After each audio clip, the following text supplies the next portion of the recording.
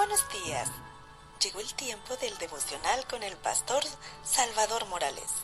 Esperando que sea de tu agrado, con ustedes el pastor. Excelente día lunes 9 de septiembre, año 2024, a la Iglesia de Jesucristo, santos fieles, apartados por Dios, benditos de Dios con amor eterno. La Iglesia gloriosa. ¿Cuál es el propósito de Dios en su obra de purificación, santificación? Consiste en que un día Él se presente a sí mismo una iglesia gloriosa. Efesios 5:27. Cristo está esperando que la iglesia esté preparada y le sea presentada. La iglesia gloriosa es el idioma original. En el idioma original significa que la iglesia es introducida en la gloria. En otras palabras, la iglesia se vestirá de gloria. Efesios 4 afirma que la iglesia llegará a la unidad de la fe y a la medida de la estatura de la plenitud de Cristo. Versículo 13. Luego el capítulo 5 dice que la iglesia será vestida de gloria para ser presentada a Cristo. Dios quiere llevar a toda la iglesia a esta condición. Esto es realmente muy importante. Cuando miramos la condición actual de la iglesia decimos, ¿cómo puede ser eso? Incluso quizás dudemos de la intención de Dios, pero el Señor sí está obrando. Un día la iglesia llegará a la unidad de la fe, a la medida de la estatura de la plenitud de Cristo, será vestida con gloria y presentada a Cristo. Esto es lo que el Señor desea y logrará. Es también lo que deseamos y lograremos. Esta iglesia gloriosa no tendrá mancha ni arruga ni cosas semejantes, sino que será santa y sin defecto. 5:27. El Señor nos purificará de tal manera que la iglesia parecerá no haber tenido jamás mancha ni defecto. Aparentemente, la iglesia nunca habrá cometido pecado y nunca se encontrará un rastro de pecado en ella. Ella no tiene ninguna mancha ni arruga tampoco. Todos sabemos que los niños y jóvenes no tienen ninguna arruga.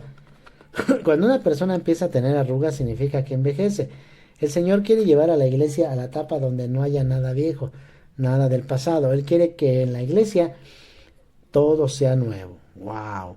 Cuando la iglesia está delante del Señor, aparentemente no tendrá pecado, ni historia de pecado, será sin mancha ni arruga. En el futuro la iglesia será conforme al propósito de Dios en la creación. La iglesia no tendrá ninguna mancha, ni arruga, ni siquiera cosa semejante. En la traducción del griego podemos leer esta o tal clase de defectos. No tendrá mancha ni arruga, ni siquiera defecto alguno. Todos los defectos habrán desaparecido. Llegará el día cuando la obra de Dios sobre la iglesia será tal que ella será totalmente gloriosa. Además será santa y sin mancha. Según el significado en el griego, podríamos leer para que fuese santa y sin mancha. Dios elevará a la iglesia a un lugar donde no se podrá decir nada en contra de ella. El mundo no tendrá nada que decir, tampoco Satanás, ni nadie, ni siquiera Dios. En aquel día, cuando la iglesia sea tan gloriosa, será la esposa de Cristo. Debemos ver claramente estos dos asuntos. Primero, hoy en día somos el propio cuerpo de Cristo. Como cuerpo suyo, Cristo nos depura y nos prepara para ser la iglesia que Dios busca desde la eternidad. Segundo, a su debido tiempo, Cristo vendrá y seremos introducidos en su presencia para ser presentados como una iglesia gloriosa, su esposa. Por consiguiente, primero tenemos la historia del cuerpo de Cristo sobre la tierra y luego la gloria tenemos la historia de la esposa. Ahora estamos siendo purificados, ahora necesitamos el rema. Los cristianos que nunca han recibido la revelación directa están atrasados en la obra de Dios. Si nunca hemos oído el hablar del Señor en nosotros, estamos impidiendo el derramamiento de la gracia del Señor. La obra y responsabilidad de la iglesia delante de Dios. La epístola a los Efesios revela a las iglesias que Dios en la eternidad se propuso obtener. A la iglesia. El capítulo 5 relata que la iglesia será gloriosa, sin mancha ni arruga, ni cosa semejante, y que será santa y sin defecto. Luego el capítulo 6 habla de la obra práctica de la iglesia, de la guerra espiritual. Cuando leemos Efesios 6, 10 al 12 nos damos cuenta de que la obra y la responsabilidad de la iglesia constituyen una guerra espiritual. En esta guerra espiritual los enemigos no son la carne y la sangre, sino entidades espirituales que viven en el aire. Leemos los versículos 13 y 14. Por tanto, tomad toda la armadura de Dios para que podáis resistir en el día malo y habiendo acabado todo esto, estar firmes. Estad pues firmes. Aquí vemos que debemos estar firmes y no atacar. La guerra espiritual es defensiva, no es ofensiva, porque el Señor Jesús ya peleó la batalla y ganó la victoria. La obra de la iglesia en la tierra consiste simplemente en mantener la victoria del Señor. El Señor ya ganó la batalla y la iglesia está aquí para mantener su victoria. La obra de la iglesia no consiste en vencer al diablo, sino en resistir a aquel que ya fue vencido por el Señor. La iglesia no obra para atar al hombre fuerte porque ya ha sido atado. Su obra consiste en no permitir que sea desatado.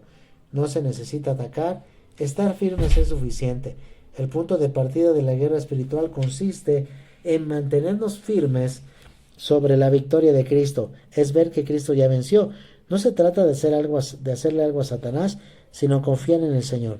No se trata de esperar que ganemos la victoria, porque la victoria ya fue ganada, el diablo no puede hacer nada. La guerra espiritual es la obra y la responsabilidad de la iglesia. Es el conflicto entre la autoridad de Dios y el poder de Satanás. Llegamos ahora a ver la relación entre la iglesia y el reino de Dios. Algunas personas piensan que el reino de Dios trata simplemente de galardones. Esta es una visión muy deficiente del reino de Dios. El Señor Jesús explicó una vez lo que es el reino de Dios. Él dijo: pero si yo por el Espíritu de Dios echo fuera los demonios, entonces ha llegado a vosotros el reino de Dios. Mateo 12:28. ¿Qué es el reino de Dios? Es el derrocamiento del poder de Satanás por medio del poder de Dios.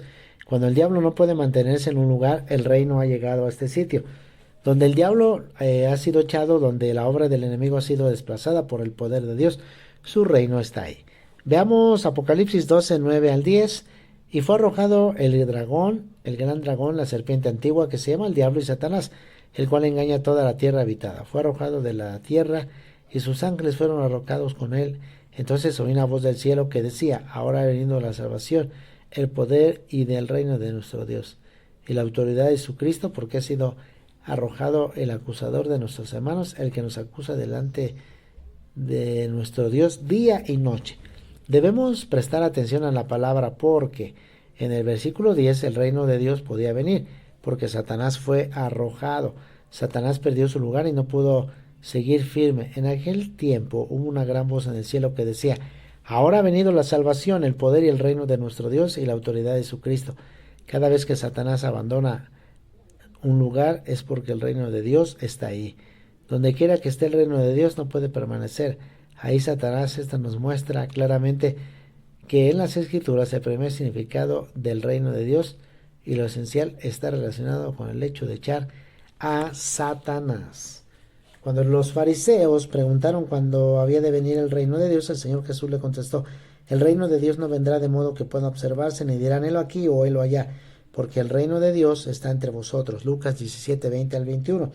¿Qué querrá decir el Señor cuando dijo el reino de Dios está entre vosotros? Él quería decir: yo estoy aquí. Por supuesto, todos sabemos que el reino de Dios no podía estar dentro del fariseo.